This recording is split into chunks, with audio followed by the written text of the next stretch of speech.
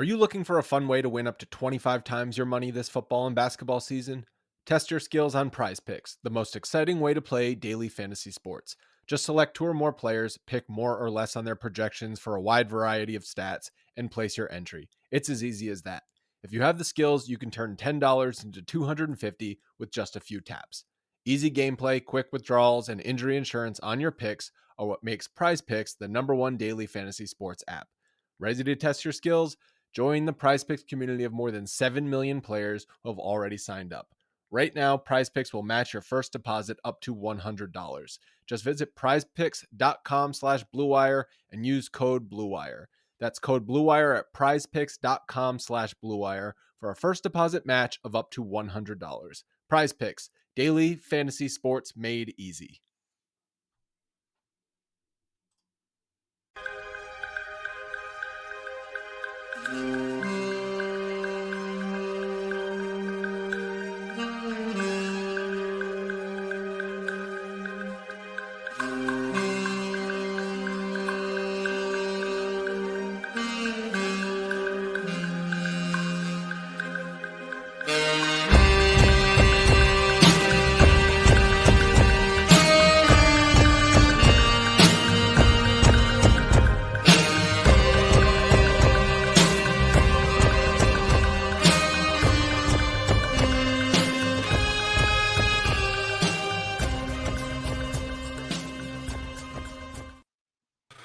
Hello, friends. Welcome to Pod Maverick After Dark. I'm Kirk Henderson, editor-in-chief over at MavsMoneyball.com, joined as always by my co-editor and friend, Josh Bowe.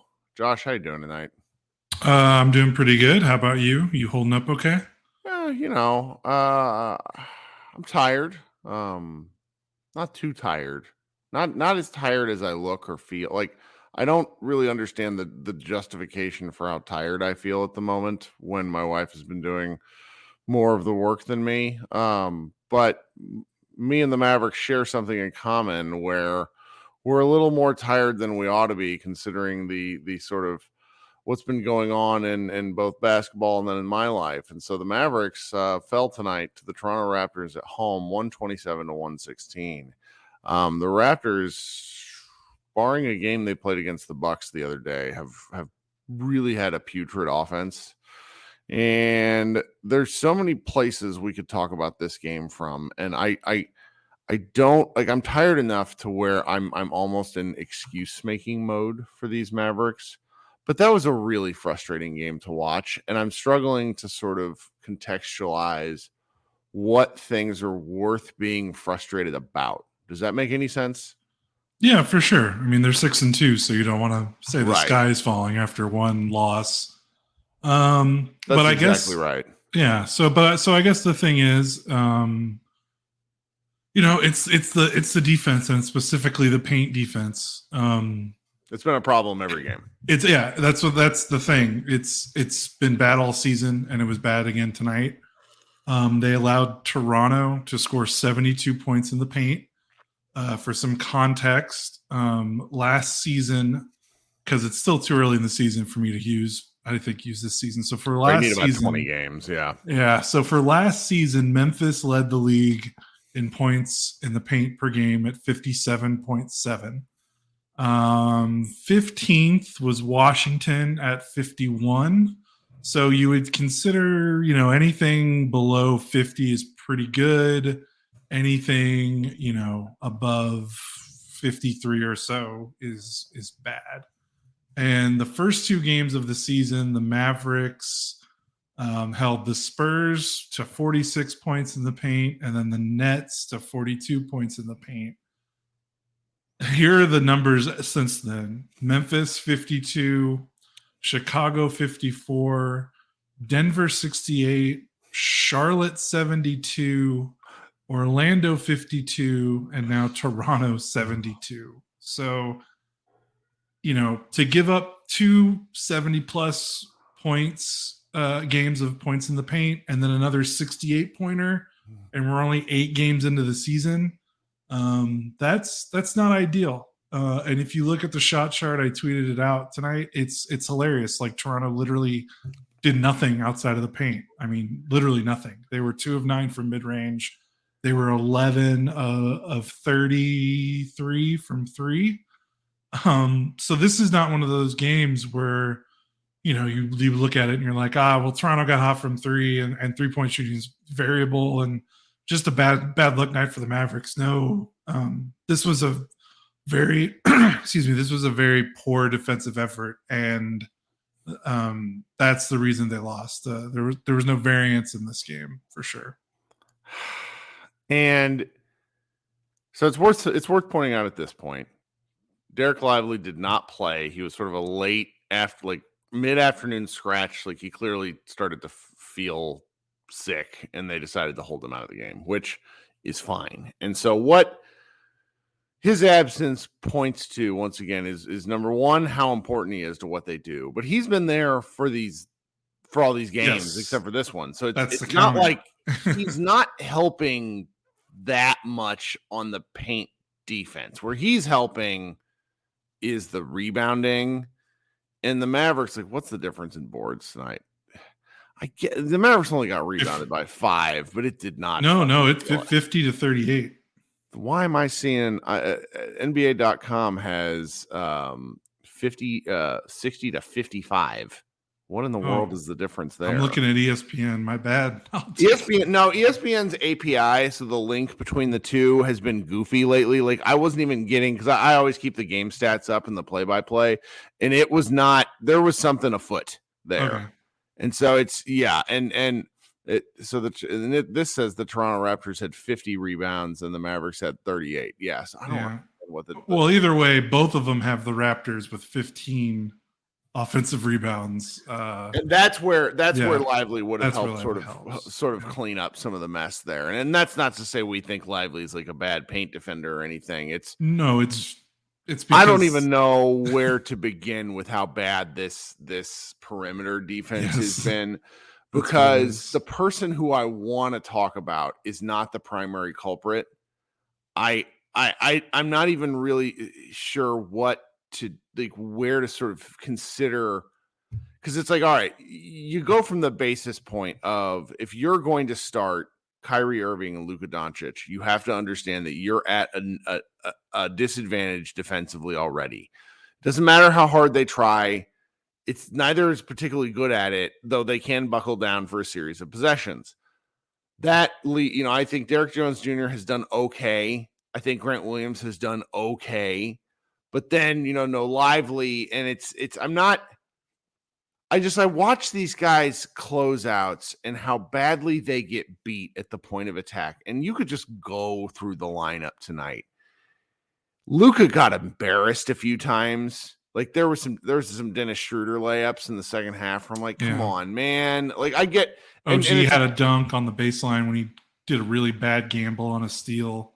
And here's where we point out that this was the Mavericks' 3rd game in 4 nights. I think that is of value. It is only the 8th game of the season, but they played in Dallas Sunday, traveled to Orlando, played a game less than 23 hours after the start time of the previous game. Then they fly back home. They probably have a day to rest. They looked off kilter from the get-go, and they never really turned it on. But that feels like excuse making for a team that there's not a single guy that you go through this and you're like, oh, that person's capable of making a decent defensive stop tonight. And that's not every night. Because I think Grant Williams can do pretty well some nights. I think Josh Green can do pretty well some nights. But there's just some really I don't really know how to talk about it without sounding like a huge asshole. Well, this is just first off, this is a bad matchup. Toronto, they're big and long. Yeah. And they're bigger, Orlando's also a pretty big and long team, but Toronto's bigger. And also, like Pascal Siakam is a better post player than anything Orlando has. So Orlando wasn't really able to capitalize as much on it because they've got Franz Wagner and they've got Paulo Banchero, who are some big forwards that can score. But those guys like to face up and drive. Mm-hmm. They don't necessarily like to back you down. And we saw Scotty Barnes. We saw Pascal. We even saw OG do it a little bit. just continuously back down a smaller defender that they had. I mean, what Pascal is how tall? I mean, he's almost 6'10", right? I mean, he's like 6'8" with a really long wingspan. Grant Williams is 6'6". He just backed him down and shot right over him. I mean, there just wasn't much the Mavericks could do in those scenarios besides double, and I don't think they felt too comfortable doubling. Toronto's shot chart is hilarious because, again, everything they did was at the rim and in the paint. Siakam was 6 of 7 at the rim and 9 of 10 in the paint outside the restricted area. Like, just a dominant performance because he never really went against someone bigger than him. Eventually, the Mavericks went to Maxey, and I think and they had Powell a couple times, but it just didn't really matter. I think this is where Maxey, just not being the same player he was 2 or 3 years ago, it really hurts. And of course, this is a game where he's coming back. He hasn't played in a few games with a dislocated toe, so who knows how well he was feeling tonight.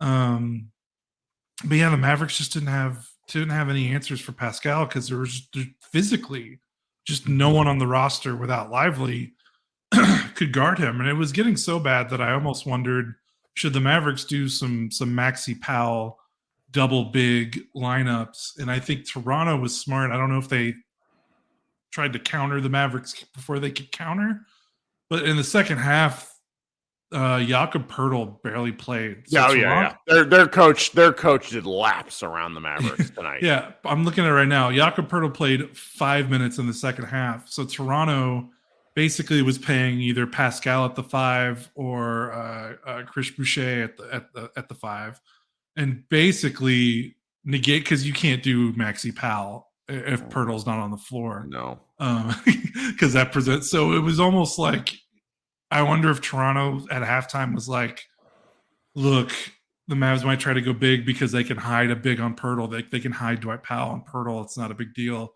But they just didn't play Poeltl in the second half, and they kind of forced the Mavs to meet them with a small ball lineup of their own, and Toronto's small ball lineup is just light years bigger than the Mavericks. That's just, and that's like happens. That comes back to the same thing we saw during the Denver game, is that when the Mavericks go small, it's small enough to the point to where when it's not working, even the notoriously positive Dallas Mavericks announce crew is kind of like, hey, this isn't great.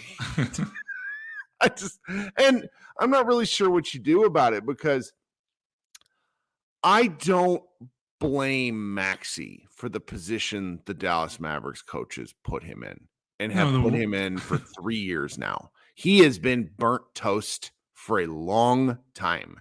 They gave him an extension, which was a mistake at the time, even though it's for a reasonable amount of money. I hear, there's both sides of this, but it's just he's been bad since basically, he played pretty well in the Utah series, but he was awful that entire March. Remember, I think he made like 8 threes in March of 22, and like that was not 22, or was it 22? 21. I don't freaking know. I think it was 20. I think it was 22. It was on the way to the Western Conference Finals. Yeah, 22. That was when he played outstanding, and it's been a real long time. And then you got Powell, who is just clearly outsized, and so it's people on my social feeds and then my personal life are like, how can the Mavericks keep doing this? Blah blah blah blah blah. Well, the first answer is that when you have Derek Lively, everything else, everybody slots back a position, and you can tolerate the Powell minutes. But then I'm looking at everyone else out there, and I just find myself getting more and more frustrated. I have waited 5 more minutes after saying I wanted to talk about the person, like I wanted to lead off with this person. I can't watch Josh Green play basketball when he's bad. This was a rough game for him. It was as bad a performance as he has had since Josh Reeves and him went at it in that Laker game, and then Kid benched him. Like, he was a non-contributing 0, a negative 21 in 18 minutes. That's fucking hard. I know that it's single game stuff doesn't matter. His statistical profile was non-existent.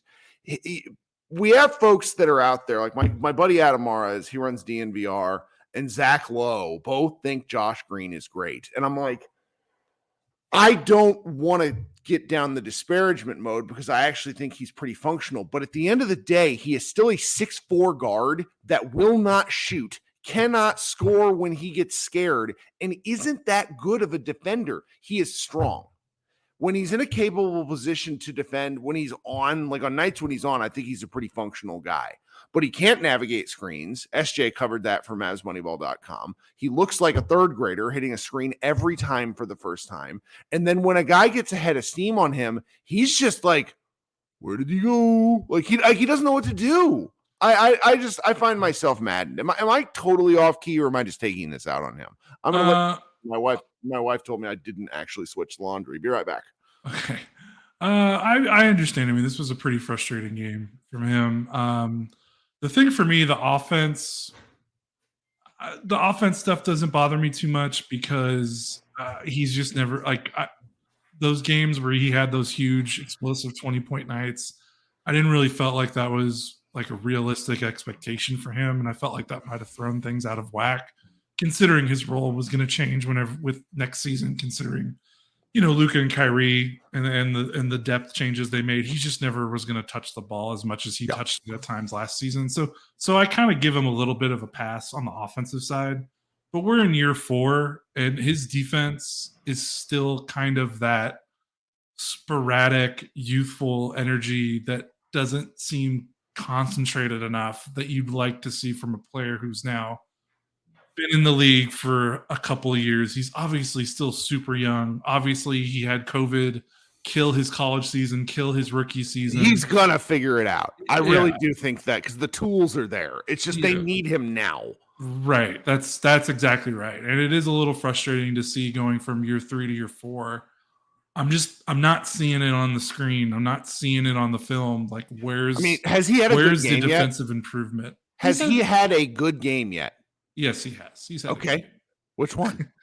Oh, let me pull it up. Now you got me on the spot. Sorry. No, you're okay. He had. Oh, where is it? I need to find his game. Friend of the. I'll filibuster for a second. Friend of the show, no, I got it. Franco D Magazine made the case that he played a very good game against Denver, and I think there's a case for that. I just found myself not caring because the Mavericks lost by double digits and never looked in the game. Yeah, and if you want to throw that away, I mean, he had 12 points. He had a decent game against Memphis, 12 points on 10 shots. Okay.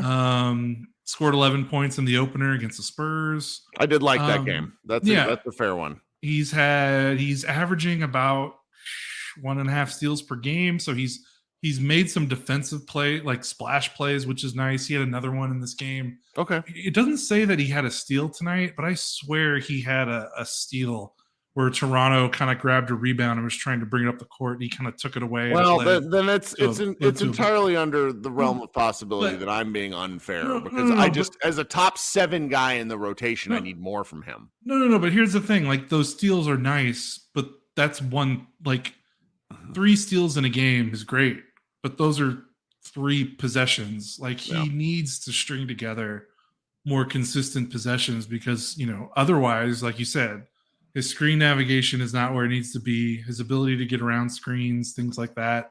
The over exuberant, over helping, like, I really thought that would be something that would get better with age, and maybe it still will. But like, the fact that it still looks the same that it looked in year 3, where he's just helping when he shouldn't. He gave up a Malachi Flynn. He gave up a Malachi Flynn left corner 3 because he completely lost Flynn.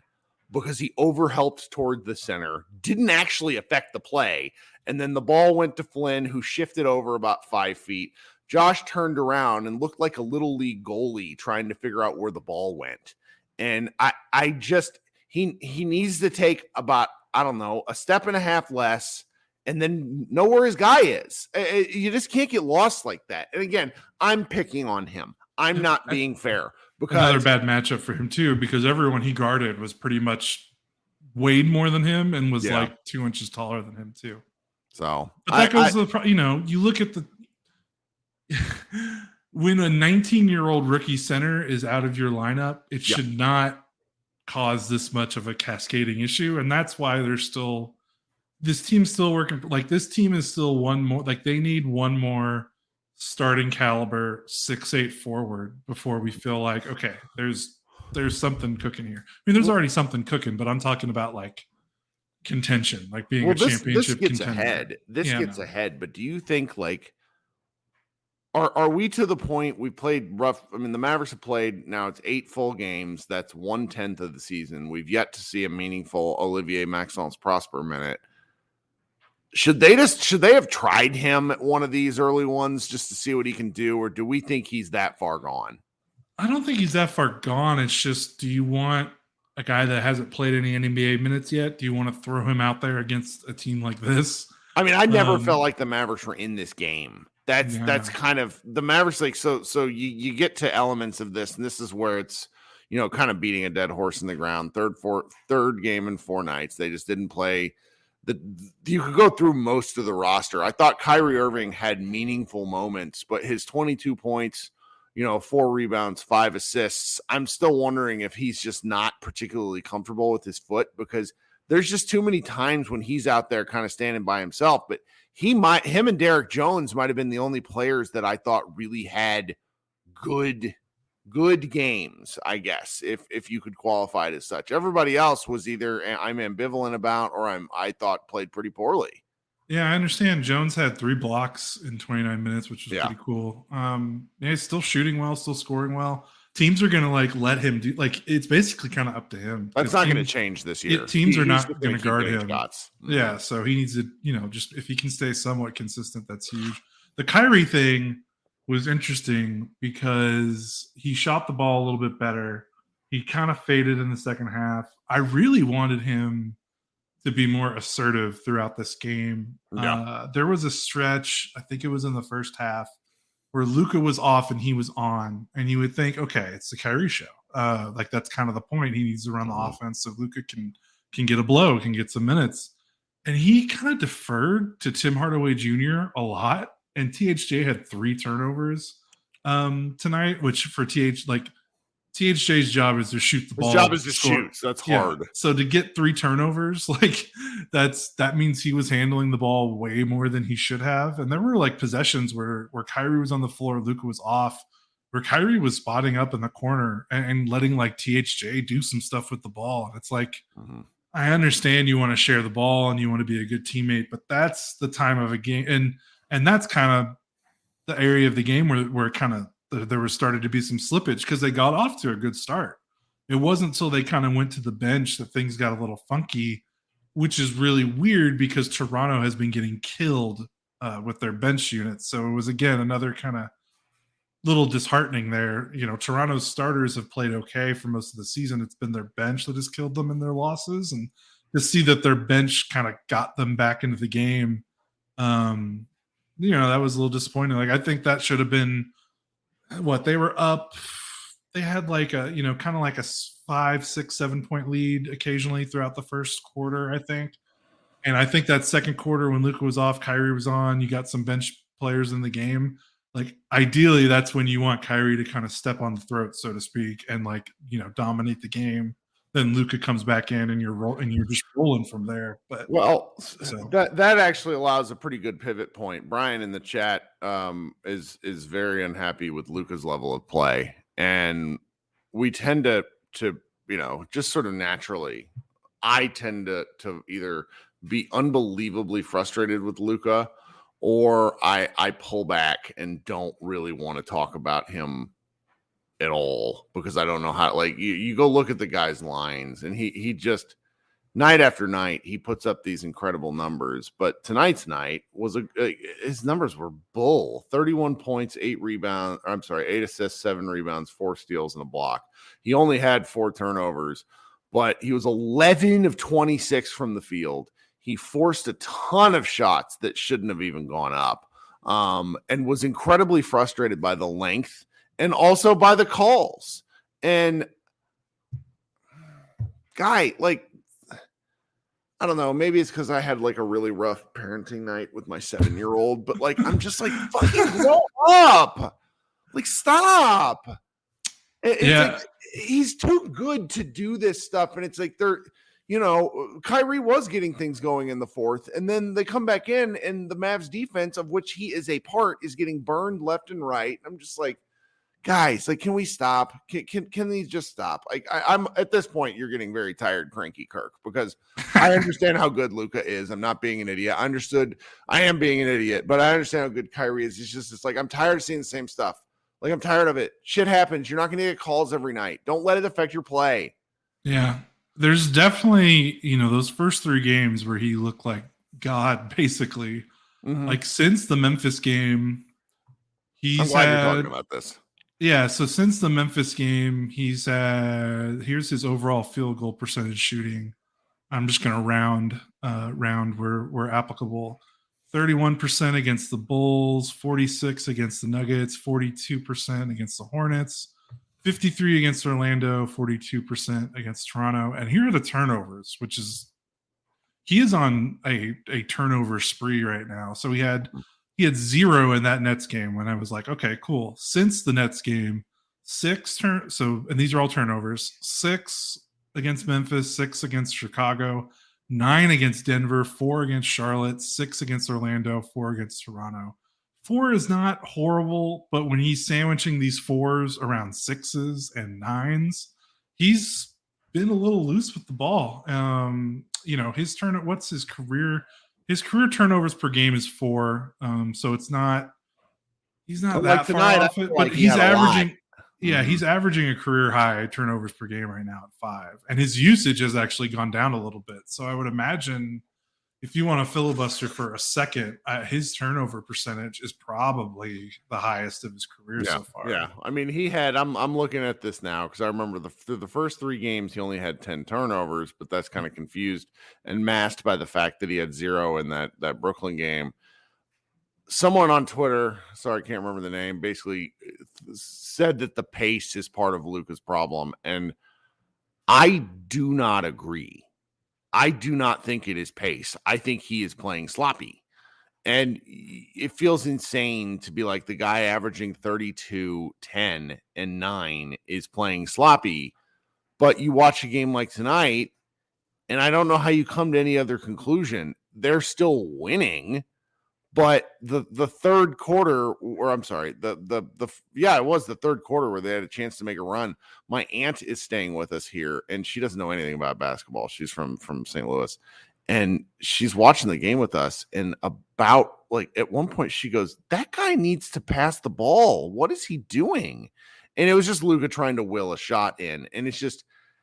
If he's the engine, if he's going to be the one to cook, and Kyrie's going to be much more of a B option than a 1A, then Luka can't really afford to have too many nights like tonight. Yeah, I think so too. Actually, shockingly, his percentage of team turnovers, so turnover percentage, he's at 48.1.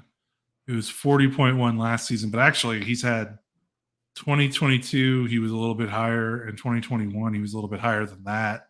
So his turnover rate's not that bad, but it just feels like he's going through a little bit of a period where he's been a little sloppy. He looks haggard. I mean, there's a little bit of a debate going on in the chat about how, one guy thinks he looks a little bit hurt. I don't think he looks hurt. I think he looks in shape, but then he looks haggard. And as a dad with an infant, I can tell you what haggard looks like. I look in the mirror most days. And those first 4 games, I think, took a lot out of him in a way that 7-game stretch did last year. And I find myself a little concerned. Obviously, the third game in 4 nights is probably the biggest concern. They'll figure something out. But when you lose a game the way they lost tonight against a team that's just not this good, and the Raptors are going to be a play-in team at best, I find myself questioning a lot of my priors. Now, they're back at it Friday, and I think the best course of action is for us to probably just close up and go to bed. But it's been rough. Yeah, I think we probably let's get to what's today, the 14th. Let's get a week. Their next 3 games are Clippers and then the Pelicans twice. If they can rebound and let's say they go 2-1 in those 3 games, I think we can maybe rest a little easier about the direction of where the season's going. But yeah,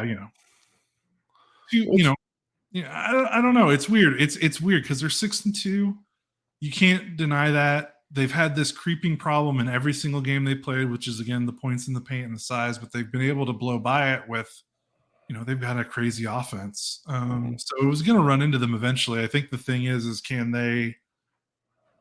how do they rebound from that? Because this is probably the first, like, quote unquote bad loss of the season. Like, the Denver loss wasn't fun, but you can, Denver is a juggernaut. Like, Yeah. to lose by 9 or 11 to Denver in Denver is not the worst result in the world. So I think this is the first time maybe Kidd will be getting on to the, this is probably the first time I wonder if they're like really angry about a result of the game, and we'll see how they kind of channel that.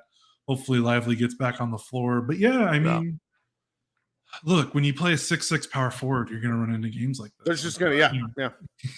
I think you're right. All right. No one take me seriously. I'm tired. The Mavs are tired. I just want to say, like, I don't think you were passionate tonight because this game was frustrating, but I don't think, this was you use a phrase last year all the time. You would describe a game as dog water.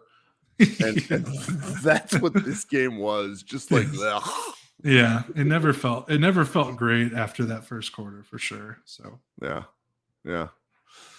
Oh, brother. All right, here's the deal, guys. I'm not going to do another live show tonight. I go back to work tomorrow. Real crisp, 5 days of paternity. It's really neat. We'll do on Friday. I'm too crabby. I'm not going to do a good job. I don't want to say anything that'll get me in trouble. And when I feel like this, I will. So here's what I'd like you to do. Head over to MavsMoneyball.com. If you've not checked out any of the posts we had. So yesterday, because of an election day, it was election day for certain states. The NBA didn't have any games again. And we threw up 4 articles. I thought they were really good. And then we got the recap and things like that today, that are going to be going up shortly. Just lots of good Mavs content. I'll be back, on my, horse of ridiculousness probably by Friday.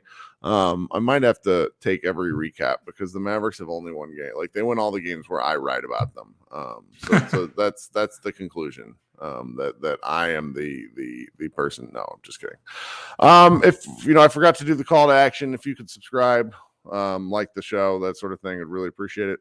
We'll be back on Friday, and until then, everybody have a good rest of the week. We'll talk soon. Bye, guys.